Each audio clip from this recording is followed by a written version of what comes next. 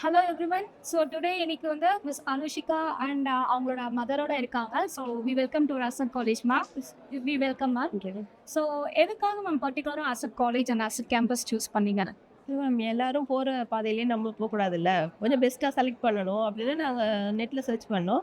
அப்போ அசட் காலேஜை பற்றி சொன்னாங்க. சரி, எங்களுக்கு ரொம்ப பிடிச்சிருந்தது. அது இல்லாமல் இவ எதையுமே கொஞ்சம் டிஃப்ரெண்ட்டாக தான் யோசிப்பா. சரி, நம்ம பொண்ணு கொஞ்சம் டிஃப்ரெண்ட்டாக வரணும் மற்றவங்கள விட அப்படின்னு கொஞ்சம் லைக் பண்ணி அவங்க அப்பா ரொம்ப எஃபர்ட் போட்டு சரி இதில் சேர்த்து விட்ருக்காங்க. நீங்கள் எந்த கோர்ஸ் இங்கே சூஸ் பண்ணி? BSc. So BSc aviation choose பண்ணியிருக்கீங்க. உங்களோட ஃபியூச்சர் கோல்ஸ் என்ன பார்த்தீங்க? இல்லை, என்னோட ட்ரீம் வந்து பேஸ்ட் ஆன் ஏர்லைன். ஸோ இது கொஞ்சம் பெஸ்ட்டாக இருக்குன்னு நம்பி சூஸ் பண்ணி. Okay okay.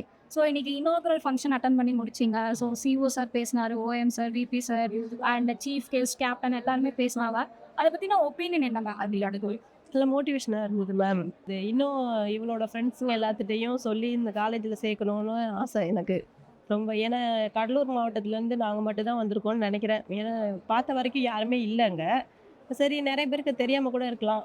இப்போ அனுஷிகா சேர்ந்துட்டாங்கல்ல, நெக்ஸ்ட் இயர்லாம் பார்த்தீங்கன்னா எங்களால் முடிஞ்சது கண்டிப்பாக ஒரு 10 பேராக நாங்கள் சேர்த்து விடுவோம்னு நினைக்கிறோம். ஸோ இன்னைக்கு நீங்கள் ஏவியேஷன் எடுத்திருக்கீங்க. Wish you all the very success for your future and உங்களோட ஃபியூச்சர் ட்ரீம்ஸ் கண்டிப்பாக நிறைவேறும்.